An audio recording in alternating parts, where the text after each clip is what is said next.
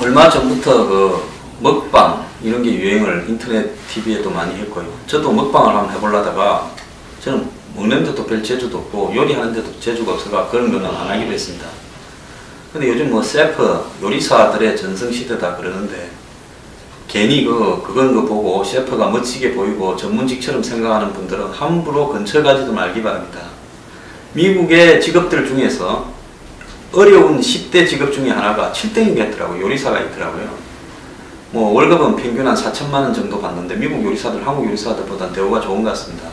근데 하루에 12시간을 불 옆에 서서 일할 자신이 없으면 요리하려고 하지를 말아야 합니다. 한국에 요리사 되기 위해서요, 여러 자격증을 서너 개씩 이렇게 따가지고 처음에 들어가면 130만원에서 150만원을 받습니다. 그래가 4, 5년 일하면 한 200만원 되고요. 한 10년 일하면 평균 그때까지 살아남으면 300 플러스 마이너스 한 30만원 정도 받습니다. 그 35세 이전에 요리사들 한 80%가 퇴출된답니다.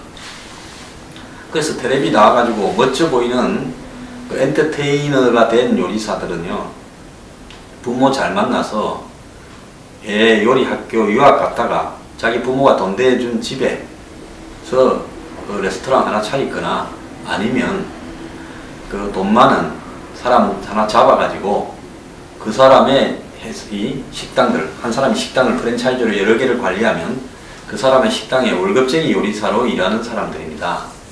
그래서 그 요리 프랜차이즈는 대표하는 이 수석 셰프를 TV에 출연시켜서 자기 식당들의 수익을 갖다가 얻기 위해서 하는 그런 어떤 측면이 있습니다.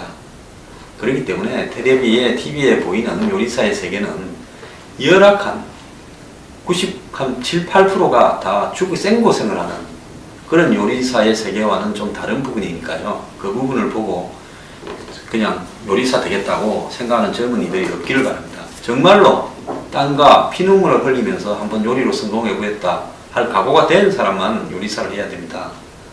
근데 제가 이 이야기를 이제 길게 하는 이유는 요즘 TV만 이 방송 저 방송 이 방송 저 방송 틀 때마다 나오는 분이 있죠. 그 백선생 백주구 하는 백종원 씨. 그분이 지금 뭐 한국에 TV에만 많이 나오는 게 아니라 그분이 지금 운영하는 프랜차이즈 이름이 36개 브랜드가 있답니다. 그래서 강남에 어떤 거리에 가면 그 골목의 앞뒤 좌우 전부 다가 백선생이 하는 백선생 골목도 있대요. 그래서 이 프랜차이즈 소속 가맹점은 국내에 602개, 해외에 49개입니다. 그래서 이분이 이제 세무조사를 받았는데, 뭐 정기 세무조사다 어쩐다 하는데, 그냥 세무조사가 아니고, 서울청의 조사사국, 즉 국세청의 일종의 중수부라고 불리는 대검 중수부 같은 국세청에서 특수하게 뒤져볼 필요가 있을 때, 혐의가 좀 확신이 될 때 하는 그 국세청 조사사국으로부터 조사를 받았답니다. 그래서 앞으로 뭐 이 문제가 어떻게 결론이 될지는 뭐 지켜봐야 될 부분인데요. 근데 저는 이분이 뭐 설탕을 많이 써서 뭐 슈가보이 이랬는데 그 설탕을 만드는 또 회사에 주로 프로에서 출연해서 다른 프로로 이렇게 넓어졌죠. 그래서 이분이 이제 TV에 나와서 홍보하는 거, 그리고 그렇게 하면서 본인은 또 수많은 프랜차이즈들을 계속 만들어가는 거. 자, 프랜차이즈 602개를 국내에 자기가 다 운영하는 게 아닐 거고요. 자기는 TV에 나가서 이름을 올리고 그 이름으로 아예 이 브랜드에 자기 얼굴을 박았더만요. 보니까 전부. 요즘 백다반이라고 이제 뭐 스타벅스 같은 커피 전문점도 하는데 그 얼굴이 보니까 백종원 씨 이 만화를 크리커처로 그린 거더라고요. 그래서 이 TV 출연과 상업성, TV에 보면 뭐 거의 케이블 보면 하루 종일 재방송되니까 이건 뭐 하루 종일 안 나오는 부분이 없을 겁니다. 이런 부분이 개인의 특정한 어떤 비즈니스와 TV의 어떤 공적인 역할 부분에서 우리가 어떻게 바라봐야 될지는 좀 생각을 해봐야 될 것 같은데 뭔가 조금 찝찝하기는 찝찝합니다.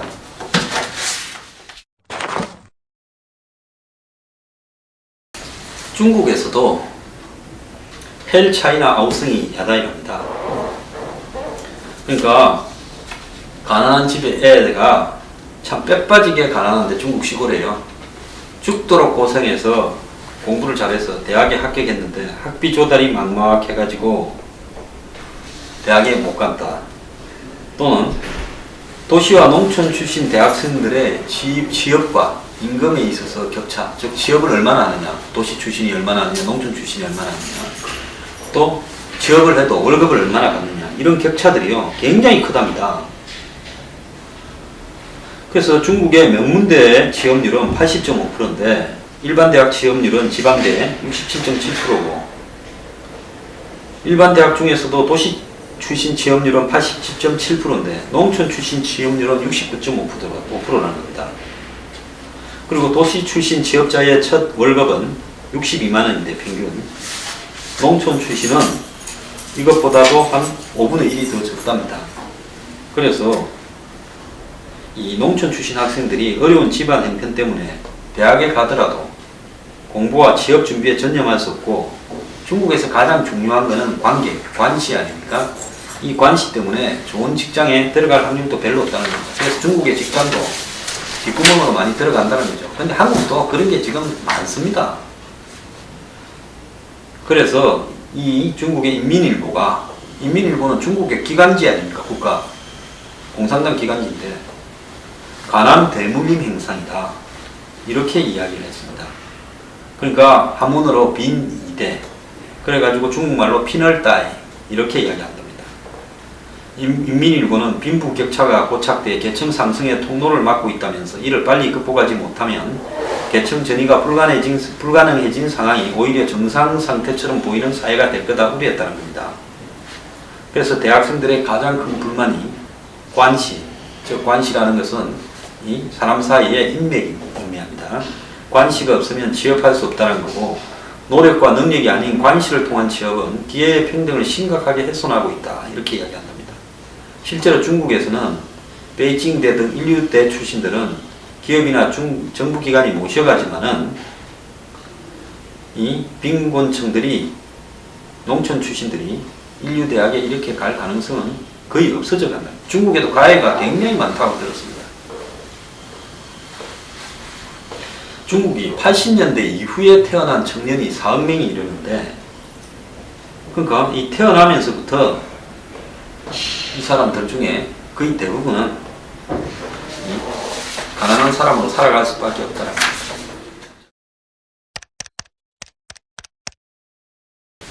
우리나라 국민 806명을 대상으로 체감 경제 고통 지수를 조사했는데요.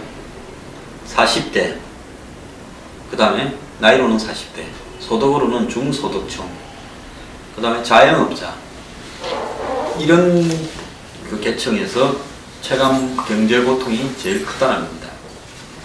그러니까 40대가 중간 정도의 소득을 얻고 자영업자로 살아가는 세 가지에 다 해당되는 사람은 그야말로 바늘 위에 서 있는 것처럼 고통스러울 거다 예상이 되는데요. 오늘날 한국의 이 중년들이 정말 힘든 시대를 살아가고 있다. 차라리 50대, 60대, 70대는 성장기에 살았기 때문에 편한 거고요. 10대, 20대, 30대는 원래 지금 어려운 환경에서 살아가고 있거나 아직 세상 물정을 잘 모르거나 안 그러면 체념을 빨리 해버려서 고통이 차라리 적을 수가 있습니다. 이 최하 빈곤층보다 중소득층이 경제 고통 지수가 높다는 건요. 아예 없으면 그냥 기대도 안 하고 하루하루 포기하면서 사니까 고통스럽지가 않은데 약간은 경제와 돈에 한마디로 덕을 좀 받던 사람들 이런 분들이 경제 고통 지수가 제일 큰 것 같습니다. 그러니까 이런 어떤 경제 고통이 실질적으로 빨리 좀 떨어지는 그런 사회가 됐으면 좋겠습니다.